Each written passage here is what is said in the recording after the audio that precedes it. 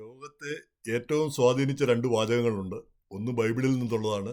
ക്രിസ്തു പറഞ്ഞിരിക്കുന്നത്, നിങ്ങൾ ലോകമെങ്ങും പോയി എൻ്റെ സുവിശേഷം അറിയിക്കുവിൻ. അത് വിശ്വസിക്കുന്നവർ അതിൽ വിശ്വസിക്കുന്നവർ അവരെ ജ്ഞാനസ്നാനം ചെയ്യുക.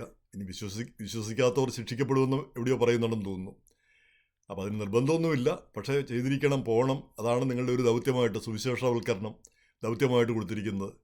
ഇനി ഖുറാനിൽ കൊടുത്തിരിക്കുന്നത് ലോകമെങ്ങും ഇസ്ലാമിൽ, ലോകത്തിലുള്ള മനുഷ്യർ മുഴുവൻ ഇസ്ലാമിൽ എത്തുന്നത് വരെ അവരുമായിട്ട് യുദ്ധം ചെയ്യുക, അവരുമായിട്ട് യുദ്ധം തുടർന്നുകൊണ്ടിരിക്കുക, ഇസ്ലാമിൽ ഇല്ലാത്തവരെ. അപ്പോൾ അതിങ്ങനെ നിരന്തരം അത് ജിഹാദ് അതിൻ്റെ ഭാഗമാണെന്ന് പറയുന്നു. ഇത് കൃത്യമായ അറിവല്ല, കേട്ടറിഞ്ഞുള്ള അറിവാണ്. അപ്പോൾ ഈ രണ്ട് വാചകങ്ങളാണ് വാസ്തവം പറഞ്ഞാൽ ഏറ്റവും അധികം ഈ കഴിഞ്ഞ ഒരു 2000 വർഷമായിട്ട് ഏറ്റവും അധികം ഉണ്ടാക്കുന്നതും ലോകത്തെ മാറ്റിമറിച്ചിരിക്കുന്നതും. ഇപ്പോൾ ഈ ക്രിസ്ത്യാനികൾ ഈ വാചകമില്ലായിരുന്നെങ്കിൽ ക്രിസ്ത്യാനികൾ ലോകത്തിലെങ്ങും പോയി മറ്റുള്ളിടത്തെല്ലാം പോയി ക്രിസ്തുമതം പ്രഘോഷിക്കേണ്ട കാര്യമില്ല. ഇപ്പം യഹൂദർ പോകുന്നില്ല, ഹിന്ദുക്കൾ പോകുന്നില്ല, നേരെ മറിച്ച് ബുദ്ധമതക്കാർ പോകുന്നുണ്ട്. അവരാണ് ആദ്യം പരിവർത്തനം തുടങ്ങിയത്. അവരാണ് ബുദ്ധമതക്കാർ. ഈ അശോകൻ്റെ കാലത്ത് അദ്ദേഹത്തിൻ്റെ മക്കൾ തന്നെയൊക്കെയാണ് പോയി അവിടെ ഈ ശ്രീലങ്കയിലും ഒക്കെ ബുദ്ധമതം ഉണ്ടാക്കിയത്. അത് ക്രിസ്തുവിനും 500 വർഷം മുമ്പ്, കുറഞ്ഞതൊരു 300 വർഷം മുമ്പ്. അപ്പം അതുപോലെ തന്നെ തായ്ലൻഡിലും ജപ്പാനിലും ഒക്കെ പോകുന്നത്. അപ്പോൾ പിന്നീട് ക്രിസ്തുമതം ആണ് അങ്ങനെ ആ മതപരിവർത്തനത്തിന് വേണ്ടി ലോകമെങ്ങും സഞ്ചരിക്കുന്ന ഒരു സ്ഥിതി വന്നത്. അപ്പോൾ അതുള്ളത് കൊണ്ടാണ് ലോകത്തെങ്ങും ക്രിസ്തുമതം എത്തിയത്.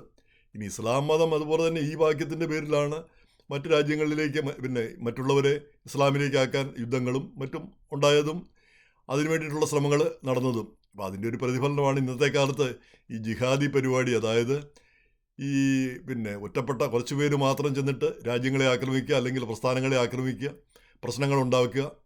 അപ്പോൾ അങ്ങനെയൊക്കെ ചെയ്താൽ അവർക്ക് 72 ഹൂറികളെ സ്വർഗത്തിൽ കിട്ടുമെന്നാണ് പറയുന്നത്. അപ്പം സ്വർഗം എന്ന് പറയുന്നത് നമ്മുടെ അടുത്ത അയൽ ഗ്രാമത്തിലേക്ക് പോകുന്ന പോലെ വളരെ ഈസിയാണ്. ആരെങ്കിലുമൊക്കെ കൊന്ന് ഇങ്ങനെ ജിഹാദിയായി കഴിഞ്ഞാൽ അവിടെ മുകളിലോട്ട് ചെന്നാൽ ഇങ്ങനെയൊക്കെയുള്ള സൗകര്യങ്ങൾ കിട്ടും എന്നൊക്കെയുള്ളവർ പഠിപ്പിക്കുന്നു എന്നാണ് പറയുന്നത്. അപ്പോൾ അതിനെപ്പറ്റി അന്ന് ഈ 9/11 കഴിഞ്ഞപ്പോഴത്തേക്ക് ഈ ജിഹാദി ഈ പ്രശ്നത്തെപ്പറ്റി ഒരു ചർച്ച വന്നതാണ്. അപ്പോൾ അന്ന് ഇവിടുത്തെ പല മുസ്ലിങ്ങളും പറഞ്ഞത് 72 ഹൂറികളല്ല, 72 ഈത്തപ്പഴം കിട്ടുമെന്നാണ് പറഞ്ഞിരിക്കുന്നത്. അത് തെറ്റായ ഒരു വ്യാഖ്യാനമാണ്. ഹൂറിയെ സ്ത്രീകളായിട്ടൊക്കെ കണക്കാക്കിയിരിക്കുന്നത് എന്നും പറഞ്ഞൊരു വിശദീകരണം കൊണ്ടുവരികയുണ്ടായി. എന്തായാലും ഹൂറി എന്താണെന്ന് നമുക്ക് അറിഞ്ഞുകൂടാ, അങ്ങനെ ഉണ്ടോയെന്നും നമുക്ക് അറിഞ്ഞുകൂടാ, പക്ഷെ അതൊരു വിശ്വാസം. അപ്പോൾ എന്തായാലും ഈ ജിഹാദികളുടെ ഒരു കാലവും കഥയും കഴിഞ്ഞു എന്നാണ് എനിക്ക് തോന്നുന്നത്. നമുക്കറിയാം, ഓരോന്നിനും ഓരോ കാലമുണ്ട്. ഇപ്പോൾ ഈ മധ്യകാല യുഗത്തിൽ നൈറ്റ്സ് ആയിട്ടുള്ള ആളുകൾ, ഈ സ്ത്രീകളെ, കഷ്ടപ്പെടുന്ന സ്ത്രീകളെ, വിഷമത്തിലായിരിക്കുന്ന സ്ത്രീകളെ സംരക്ഷിക്കാൻ വേണ്ടി ഇറങ്ങിപ്പുറപ്പെടുക, അവർക്ക് വേണ്ടി ഓരോ കാര്യങ്ങൾ ചെയ്യുക, അങ്ങനെ ശൂരപരാക്രമികളായി മാറുക. അപ്പോൾ ആ കാലമെല്ലാം പോയി എന്നും പറഞ്ഞാണ് സെർവാൻറ്റിസ്, നമ്മുടെ ഡോൺ കിക്സോട്ട് എഴുതിയത്. അദ്ദേഹം ഈ കാറ്റാടി യന്ത്രമൊക്കെ കാണുമ്പോൾ അത് ഏതാണ്ട് ശത്രുവാണെന്നുള്ള രീതിയിലാണ് ആക്രമിക്കാനൊക്കെ പോകുന്നത്. അപ്പോൾ ആ ഒരു കാലം, ഓരോന്നിനും ഓരോ കാലമുണ്ടല്ലോ എന്ന് പറഞ്ഞ പോലെ ജിഹാദിസത്തിനും ആ കാലം കഴിഞ്ഞിരിക്കുന്നു. ഇവിടെ 9/11 കഴിഞ്ഞതോടുകൂടി അത് ജിഹാദികളുടെ ഏറ്റവും വലിയ അച്ചീവ്മെൻ്റ് ആയിരുന്നു. അത് അമേരിക്ക പോലൊരു രാജ്യത്ത് വന്ന് ഇവിടുത്തെ വിമാനങ്ങൾ റാഞ്ചിക്കൊണ്ടുപോയി വേൾഡ് ട്രേഡ് സെൻറ്റർ പോലുള്ള ആ 2 കെട്ടിടങ്ങൾ ഇടിച്ചു നിർത്തി ഏതാണ്ട് 10,000-3000 പേരെ കൊല്ലാനായിട്ട് അവർക്ക് കഴിഞ്ഞു. എങ്ങനെ വൈറ്റ് ഹൗസ് പോലും ആക്രമിക്കാനായിട്ട് അവർ ശ്രമം ഉണ്ടായിരുന്നു, പക്ഷേ പെൻറ്റഗണിലാണ് ആ വിമാനം ചെന്ന് പതിച്ചത്. അപ്പോൾ അങ്ങനെ 10,000-3000 പേരെ കൊല്ലാൻ കഴിഞ്ഞു, ലോകത്തെ തന്നെ നിശ്ചലമാക്കാനും കഴിഞ്ഞു അന്ന്. അപ്പോൾ ആ ഒരു നേട്ടം. അതിനുശേഷം നമ്മൾ കാണുന്നത് അവർക്കെതിരെയുള്ള വേട്ടയാണ്, ലോകവ്യാപകമായിട്ടുള്ള വേട്ട. ഇറാൻ ആക്രമിക്കപ്പെട്ടു. ഈ മറ്റു രാജ്യങ്ങളിലൊക്കെ ജിഹാദ് ശക്തിപ്പെടുന്നിടത്തൊക്കെ അതിനെതിരെ ശക്തമായിട്ടുള്ള നിലപാടുകൾ വന്നു. പിന്നീട് ഒറ്റപ്പെട്ട ആക്രമണങ്ങൾ പലയിടത്തും നടന്നു എന്നല്ലാതെ ഒന്നും ഫലവത്തായില്ല, ഒന്നും ഫലിച്ചില്ല. ജിഹാദികളൊക്കെ കൊല്ലപ്പെടുന്ന ഒരു അവസ്ഥയാണ് നമ്മൾ പിന്നെ കാണുന്നത്. പിന്നെ ഏറ്റവും ശക്തമായ ഒരു ആക്രമണം നമ്മൾ കണ്ടത് ഗാസയിലാണ്. ഗാസയിലെ പൊതുവിൽ കാര്യങ്ങളെല്ലാം ഭംഗിയായിട്ട് പോവുകയാണ്. ഇസ്രായേലുമായിട്ടുള്ള ബന്ധമെല്ലാം മെച്ചത്തിൽ പോവുകയാണ്. ജനങ്ങളൊക്കെ സമാധാനത്തോടെ ജീവിക്കുകയാണ്. സമാധാനവും ജീവിതവും അല്ലേ പ്രധാനം. അത് പറ്റത്തില്ല. അങ്ങനെ പോയി കഴിഞ്ഞാൽ സ്റ്റാറ്റസ്കോ ഇങ്ങനെ തന്നെ അങ്ങ് പോകുമെന്ന് പറഞ്ഞാണ് സിൻവറും കൂട്ടരും കൂടി ഇസ്രായേലിനെ ആക്രമിക്കുന്നത്. 1200 പേരെ കൊന്നു, കുറേ പേരെ പിടിച്ചുകൊണ്ട് പോന്നു. എന്നിട്ട് അതിൻ്റെ പ്രതികാരമായിട്ട് ഇസ്രായേൽ വന്നിട്ട് എല്ലാം ഇടിച്ചു നിരപ്പാക്കിക്കൊണ്ടിരിക്കുന്നു. ഇപ്പോഴെന്താ സംഭവിക്കുന്നത്? എത്രയോ ആയിരം പേര് മരിച്ചു, നിരപരാധികളായ ആളുകളും. ഇപ്പോഴെന്താ സംഭവിക്കുന്നത്? ഗാസ തന്നെ ഈ അവർക്ക് കൈവിട്ടു പോകുക എന്നുള്ളൊരു സ്ഥിതി വന്നിരിക്കുന്നു.